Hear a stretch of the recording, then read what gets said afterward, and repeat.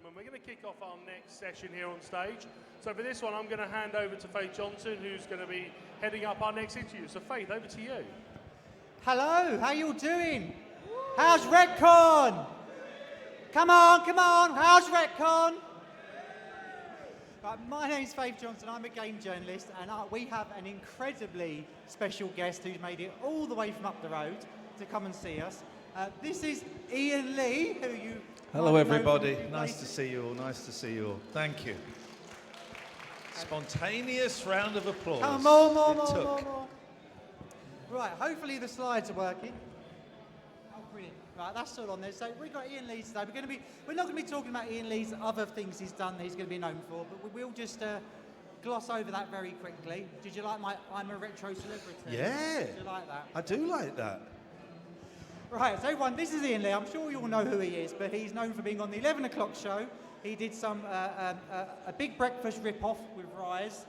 Big Breakfast rip-off, how dare you? He's mostly known for being on I'm a Celebrity, Getting Me Out of Here. What was it, 2017? It was a long time ago, yeah, 7, 8 years, I think, yeah. And you've had various radio stints from BBC, Absolute, LBC, to name a few. I have been sacked from every radio station in the country, so yeah. I'm glad you got to say that, not me. Yeah. Right, brilliant. So we're here today talking about retro games because Iain Lee is a huge retro game fan, or game fan in general. Yes. And you know quite a bit about it, hopefully, when we start going through it. So here we are. So this is Iain Lee's early days. So we've got a picture of you and your family playing the Dragon 32. That is not me, but yeah, okay. Dragon 32, yeah, that was my first computer. And, you know, Dragon 32 is not a great machine. And it gets a bad rap. But I'm very passionate about it because I remember being allowed to stay up late one night. I would have been about 8. We were allowed to stay up late one night because Dad was bringing something home. And we didn't know what it was. And he brought a Dragon 32 and it was in the original white box with the dragons on. I suspect, knowing my father, it was stolen. We had the first video recorder in our school, right? And it was a Betamax. So Betamax, Dragon 32, constantly backing the wrong horses. And the video we had to hide behind the sofa and not tell anyone because it was stolen. So I suspect the Dragon 32 was a little bit dented where it had fallen off the back of a lorry. Yes. Brilliant. And you also have a real fondness for the BBC. What's all that about? Yeah, when we got rid of the Dragon, it was what computer do we get next? And my parents did that thing of buying into the BBC because it was educational. But I didn't really mind because I knew it had some wicked games. I remember they kept searching around for the best deal, and the best deal to buy a Dragon 32 was at Rumbelows in Maidenhead. And they had an offer where you bought it, and I think you got 5 games free and some vouchers. I remember Daredevil Dennis was one of the games.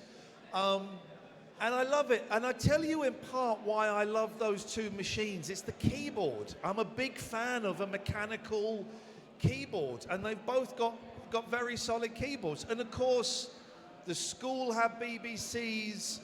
Trading games was going on. Oh my God, when they brought out the double tape to tape, that was it. That was like a happy young Iain Lee, was it, with a tape to tape? Oh, I remember trying to pirate some games by just having 2 tape recorders and playing the game in one and then recording on the other. Surprisingly, it didn't work, but I have no qualms about admitting. There's probably some of the games designers here. Yeah, we were copying all over the place. Brilliant. Now thinking about those wonderful times when you're innocent in the 80s, etc., how do you feel those memories influence your work today when you're doing your retro gaming stuff? I have a lot of affection for those times. There was a lot of not very nice stuff going on in my life, you know, and video games, the computer games were a great way for me to kind of get lost in stuff and to ignore all of the crap stuff that was going on And, you know, I don't want to get too heavy, but I was quite a lonely kid. So I could come home and I could load up Elite, or I could load up Daredevil Dennis, or not Revs, I didn't like Revs. I could load up those games and kind of get lost in that. And so getting back into that world a little bit through, I mean, I've got a Dragon and a BBC, but I mainly do it through the Mister. Getting back in, or in browsers,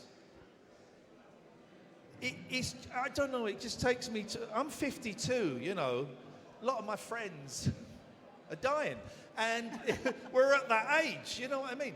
And so going back to when I was 12, 13, 14, it's very comforting, it's very comforting.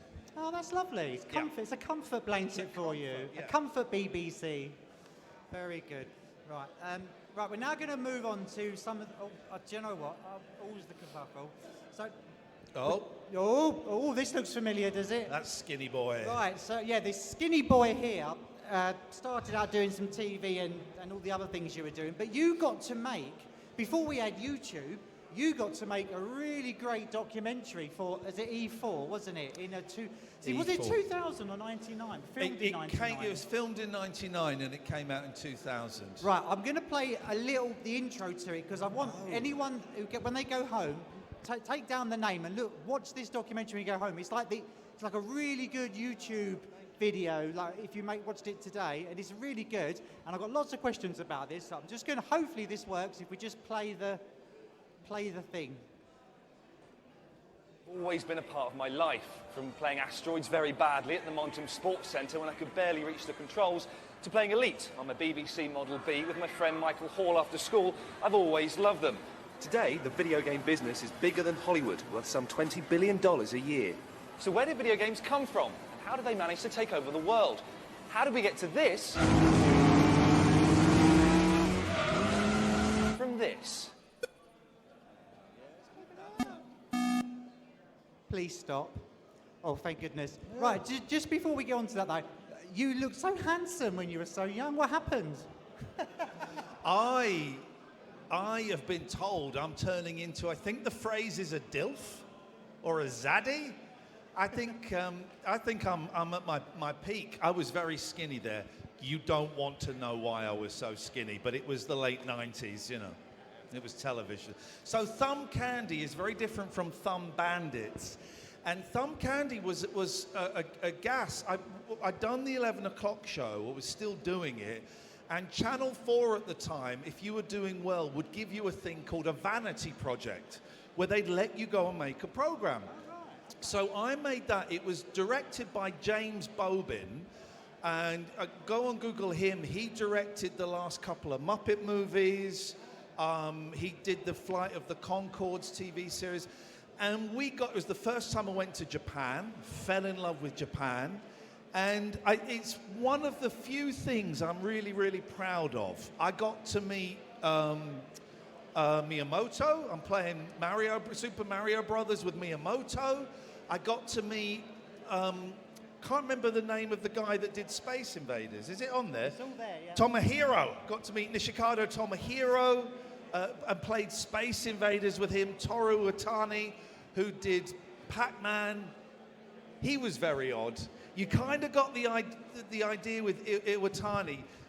To interview him, we had to go and meet like the head of Namco to tell them what we wanted to do. And then he would approve it or not. So we had this meeting where it was me and James and our translator, the head of Namco, and about 15 other Japanese people in there. And we had to do the whole bowing, and exchanging cards is a real thing. So we had to have business cards made up to show respect. And we had to kind of sell it to him, and he approved it. And you get the feeling that the Iwatani, the Pac-Man creator, was kind of locked in a cupboard.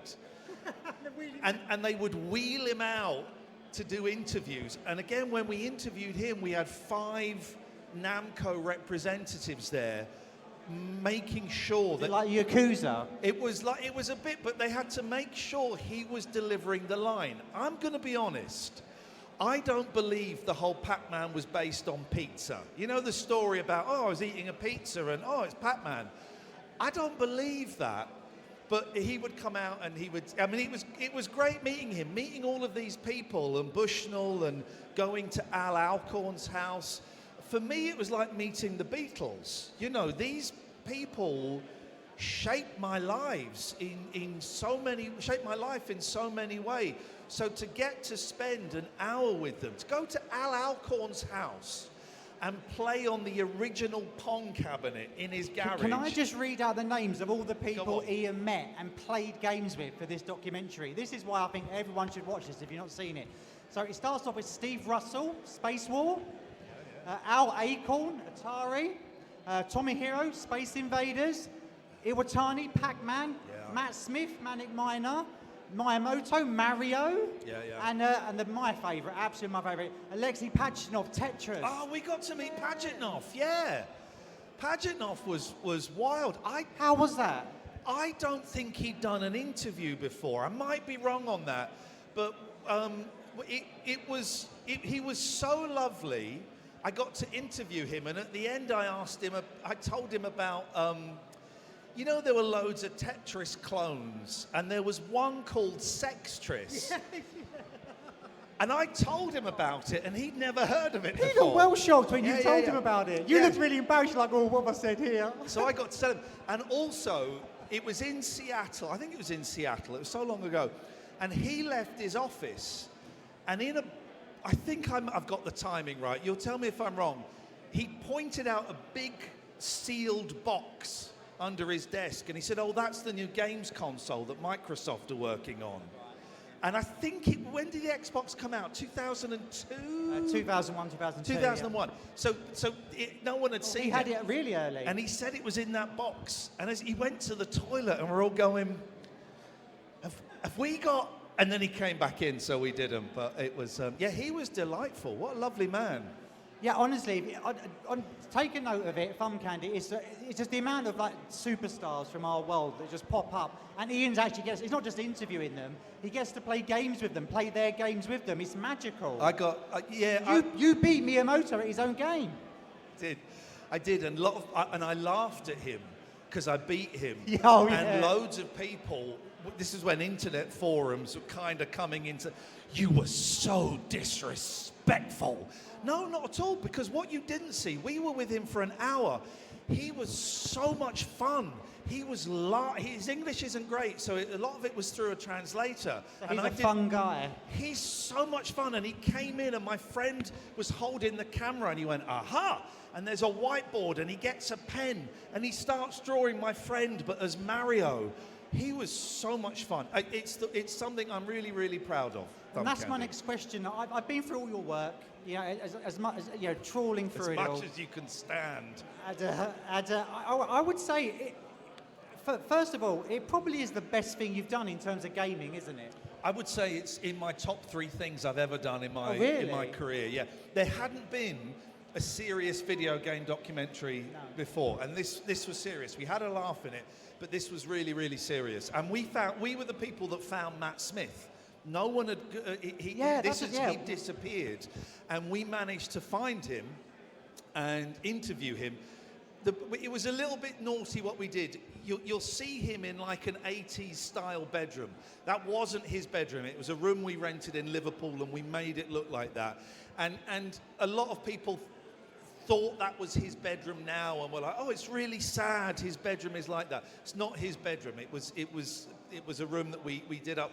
But yeah, we were the first people to meet to find Matthew Smith. Yeah, because in that documentary, Matt Smith talks about how he went from being like this teenage legend to a nobody, and then like back to being a legend again. And that's kind of come full circle for all of us here that love our retro games. Like seeing someone like Matt Smith before retro became a big popular thing, explaining his story, like the ups and downs, was quite magical. Knowing now that, like I say, if Matt Smith turned up here today, everyone would just be going bananas, wouldn't they? I'm sure most of you know the story, but he was a 15-year-old kid who suddenly earned £250,000, I think it was, quite possibly had mental health issues even at that age. But if he hadn't, all of this pressure is put on him because the company sees him as a cash cow, and I think he panicked. And you know, I talked about being skinny. I'm a recovering drug addict. And I know that drugs became a big part of his life,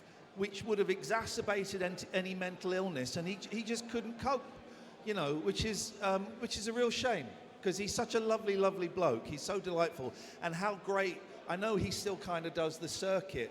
And it's lovely that he's been embraced. When we interviewed him in 1999, he couldn't believe that anybody was interested in him. He thought we were taking the piss to start with, because it's like, why would anyone be interested in that? It was years ago. And it was lovely to kind of rehabilitate or to help him see that there was a lot of passion and love for him.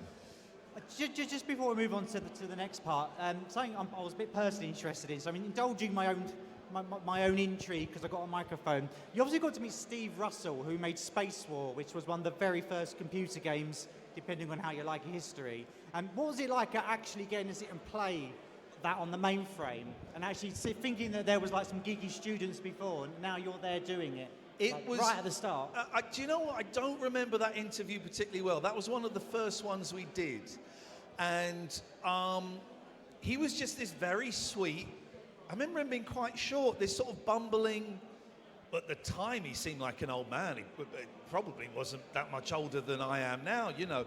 But this very sweet, very humble, very quiet man who, again, was starting to realize his position in history. I don't think that retro in 2000 is very different from retro in 2025.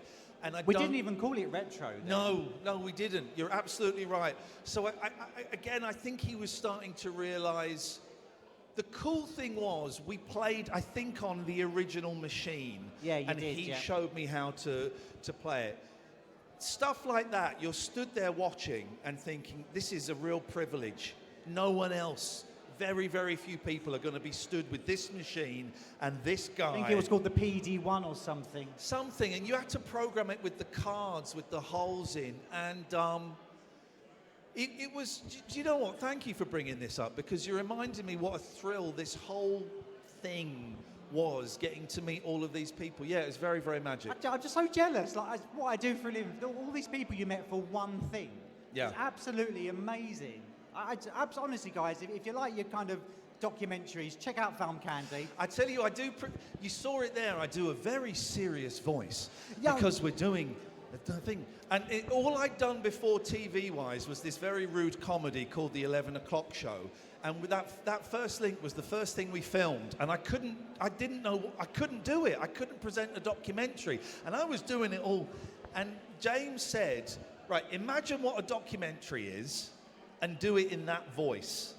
And I went too far. So the whole thing is done in a very serious way. And knowing your work quite well, it's so different from what we kind of know you for with the slapstick and the lad Maggie kind of stuff. It's very it's very good, considering how young you are. You seem like so much older when you're doing it as well. I was bricking it for a lot of it, if I'm completely honest, yeah. But you did very well. Thank you, Faith.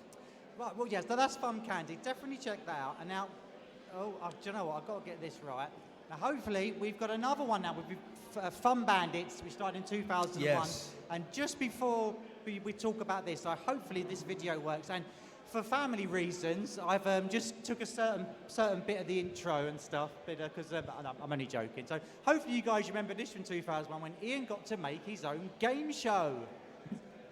Serious banter, and you are ready for a piece of televised history. But before that, it's Friday. It's quite late in the evening, which means you probably had a kebab and between 1 or 6 pints of beer, sir. So you're quite ready. Thumb bandit.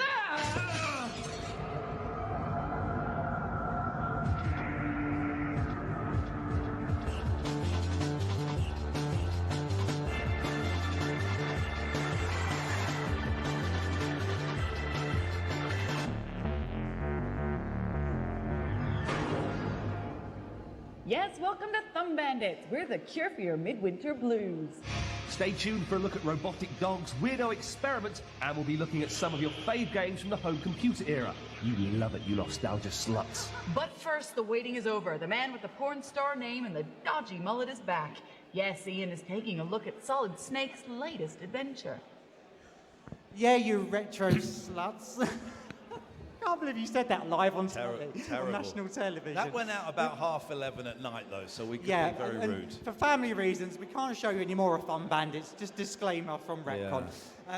No, but in seriousness, so this was kind of catching on to like your Games Master, your bad influence sort of idea, but it was for adults. So, you know, if you kind of, let me set the scene for Fun Bandits a little bit, if you don't mind.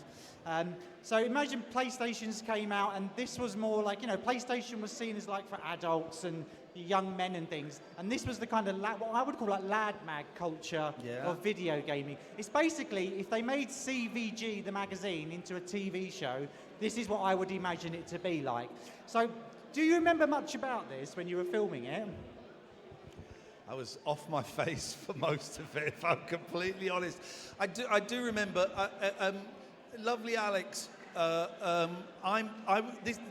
this replaced Bits, and I was a big fan of Bits. And I got introduced to Alex at Some Do, and we really, really clicked, and we got on really, really well. And she said, look, Bits is coming to an end. Would you be interested in doing a show? I went, yeah, I'd love to do a show. So it was filmed in Glasgow. It wasn't quite the show that was sold to me. We were told it was going to be a very serious show. We were going to get Matt Smith on, actually, to review games. I thought that would be hilarious, just getting him on. It was going to be very different. And then it became a more laddie, like you say, which also we filmed. There were 13 episodes. It was filmed in Glasgow. We filmed 4, and then Channel 4 watched them and went, we hate this. And we had to refilm the first 4 episodes, which means there was no budget. The whole budget was used up refilming. So it looks a little bit tight. There's some good... Do you know what? This was filmed at a really complicated time in my life. I wasn't very well. My mum was taken very ill. I had to fly up to Glasgow. I was not a particularly happy person. I wasn't a great person to work with on this, quite probably. And I've always looked back on Thumb Bandits as something I was not very proud of. But I've had so many people over the last 5, 6 years, 7 years, come up to me and say, oh, I really, really enjoyed it. That it's made me completely reevaluate it and see it. People watching it were not seeing what I was experiencing, and a lot of people really, really like this show. So thanks to the people that have come up to me and sent me emails and all of these things. Actually, I've got a lot of love for this program now, and it's something I'm really proud of. There's loads I do differently. Working with Alex, she's just the best person to work with. She's so fast and so bright, and was great. So it's something I've reevaluated over the last 5 years, and yeah, there are some really good bits in it. There's some good bits in it. Yeah, no, I sat and watched the vast majority of it, and it was. Do you know what? I think looking back, it kind of sums up where video games was. Yeah. Not just retros. I mean, just everything going on about it. I just want to say, so we had one season, 13 episodes. I'm sure we can guess, but why didn't it continue? What did Channel 4 say? I don't know if they replaced it with anything. It was getting... They didn't. They didn't, right. It was getting to the point when I think TV companies couldn't quite see the point in video game shows. It was on at 11:30 at night. It never got a massive audience. Bits never got a massive audience, you know. So they were kind of culty, and Channel 4 didn't want to make kind of culty shows. They wanted big successes. There is a chance I might have said no to a second series.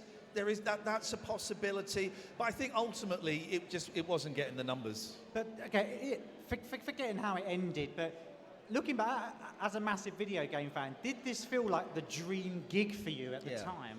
Yeah, it was wicked, actually. We got to see a lot of games before they were released. You got very excited about the Xbox in one episode. We got very excited. Alex had an Xbox in her hotel room, and it was like, we got into... I thought you were going to drop it at one point when I was watching it. No, we weighed a ton. I tell you what, we did get in trouble because the first game I had to review was Max Payne. Oh, And brilliant. I didn't like it. I didn't think it was very good. So I did and now I think it's a great game, but at the time it was like, and I did quite a negative review. And all of the games companies said, we're not going to send you any more games if you do that. Iain Lee got blacklisted. We got blacklisted. It was like the first episode, and it was a preview, and all the games companies said, well, if you're going to be rude you have to say nice things about previews. Now I'd probably go with it, but me and Alex became very militant, and we said, we will not. If a game is no good, we will tell our very tiny audience that a game is no good. And it got really tense, and in the end, we compromised. And I remember I did quite a raving review about a really, really bad wrestling game. That was the compromise. Alex refused to do it, and I could see this was actually heading into getting fired territory. So there was a WWE game or something, and I came on. You trashed that. Yeah. Did I trash it? On the show, you're just like, this is rubbish. But Oh. no, you basically said it's designed for 12-years who don't have a life. Oh, That's in that basically case, what you said. Isn't that funny? I've remembered it completely differently. I thought, well, that was the good review then, because that was that. It was tough at the time. I didn't enjoy it. But there were some great moments. We got to play loads of games, and we got to see loads of stuff before You anyone got to else talk did. to lots of Scottish people as well. Yeah, we did. It was filmed in Glasgow. I fell in love with Glasgow. It's a great place. It was filmed in an old hospital. It was filmed in. I'll leave that story there. But it's looking back now, you're happy with what you did. Yeah. I've got a lot of affection for it. Yeah. Very good, very good. Right, we're running out of time, so we'll get to the last bit now. So we've seen Iain Lee as a young man, and now we get to see him in his older years, in what Iain does today. So we'll start off like Retro Gamer column. The picture in the top corner of Retro Gamer, that was I done did like it. The unpopular choice. Yeah. I purposely, I remembered that issue, and I thought, I've got to do it. So sorry, Iain, I had to. That's all right. No, in all seriousness, it's a great column. I'm sure most of you read Retro Gamer magazine every month and will love Ian's column. Do we love Ian's column in Retro Gamer? Don't ask a room if you like Ian's column. It just doesn't sit well. But I don't want to dwell on it too much because we all know what it is. But I just want to ask the question, and you can get a little bit emotional about it if you want. But what does it mean to you to share your memories and thoughts with a huge retro game community like Retro Gamer? I love Retro Gamer. I think there are so many good magazines. I know we've got the Pixel Addict people and stuff, and it's great having physical media. I think Retro Gamer is great. It's the one magazine that I would buy, and to write for it is a thrill. To be part of all of these wonderful writers in there. What is great for me is quite often I'll write about my kids. My boys now are 13 and 15. And I will write about them now. I wrote a couple of columns about playing split fiction with my 13-year-old. If you've got a kid, what a game. What a game. And I don't live with my kids. But every night, Kim would phone me up saying, can we play some split fiction? And we'd play it online.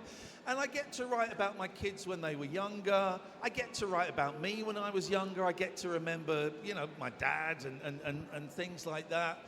So it's a joy, it's lovely. I get a few emails from people. It's always lovely when someone emails in and shares their story. It's nice when people come. I'm always surprised when people approach me and say, I really like retro, what you write. It's good, it's really good. The thing is, you write it and then you send it off and then you kind of forget about it. And the magazine is full of so many good things that I don't conceive that people actually read it, but some people do and they enjoy it, and that's lovely. It's really lovely. Yeah, we all love it. Now, more recently, and we're running out of time, so we've got to be quick with this one. You've started a new podcast last couple of years called Iain Lee's Random Access Memories. Just before we plug the rubbish out of that, we will listen to it, and there's a very popular guest on this one. Hopefully this works. I'm sure you all know who this guy is when you hear his voice. Exciting. Now, this week, I'm joined by Kevin Toms. Now, well, shall we dive straight in to your part in gaming history? I know there's loads of other stuff that I want to talk about. But let's just set the scene. Your part in gaming history, it is a significant part in gaming history. Yeah, well, I mean, it was way back in the early days when there wasn't even a shop selling computer games. Everything was like a hobby industry where you had to sell everything by mail order. And I wrote a game which I kind of had an interest in for a long time called Football Manager, the original Football Manager game. And when I brought that out in 1982, having written it in 1981 in Milton Keynes, in a flat in Milton Keynes. Unlucky. Right, so that's just a very quick glimpse of the sort of thing Iain talks about in his blog. But Iain, you tell us what it's all about. We've got a few minutes, so... Yeah, most podcasts are way too long, including some of the others that I do. So it's a 35-minute podcast where I speak to a guest, and sometimes they're famous, and sometimes they're not, and sometimes they're a game designer, sometimes they're retro faith, and I get them to bring a game, and the premise is we sort of, a retro game, and I leave the term retro wide open. It can be anything that person thinks. And sometimes we'll talk about the game a lot. More often than not, we'll go off in different tangents. With Kevin, he'd just been diagnosed as ADHD, and I had a little bit before. So if I remember correctly, a lot of that is talking about adult diagnosis of ADHD and you know, kind of how that might work. So it's a lot of fun. I've done 2 seasons. I do about 12 a time. And I get to speak to lovely people, and yeah, you came on. What game did you bring on? I chose a BBC game just to wind you up. Yeah, you did. Jetpack. Jetpack, that was it. Yeah, it's nice. It's on all your podcast platforms. Yeah, have a listen. Yeah, it's very different. I just, to back that up, it's not like your usual just going through a game's history. Iain gets actually to know the person. It's not just about the games, and I think that's what makes it a bit different. So check that out as well. Iain Lee's Random Access Memories. And do we have time for questions, or are we done? One question. One question. Who wants to ask the one question? There's the straight up at the back. Go on, give us, shout it out.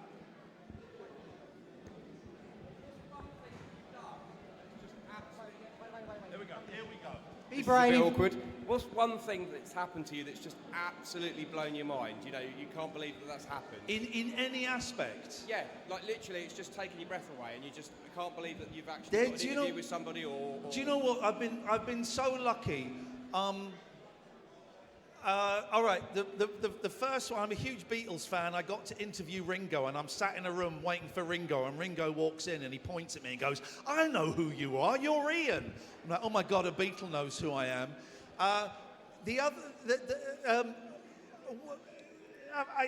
That's a really good question. The other one that springs to mind, I got to interview Steve Guttenberg, right? And I once watched all 7 Police Academy movies in one day. 6 is surprisingly good. And Steve Guttenberg came in to be interviewed to my radio show. And I was it's like, oh my God, it's Steve Guttenberg, and he's a movie star, and he's charming, and he's so beautiful. And afterwards, he said, "What are you doing tonight?" I said, "Nothing." He said, "Do you want to go out for some food?" It's like, yeah, that'd be wicked. And then I'm there with Steve Guttenberg having Japanese food. It was the wildest thing, and we would text each other from time to time. So the greatest thing that's ever happened is becoming friends with Steve Guttenberg. Iain Lee, everybody. And also Retro Faith, who I think does a brilliant job. Thank you, Faith.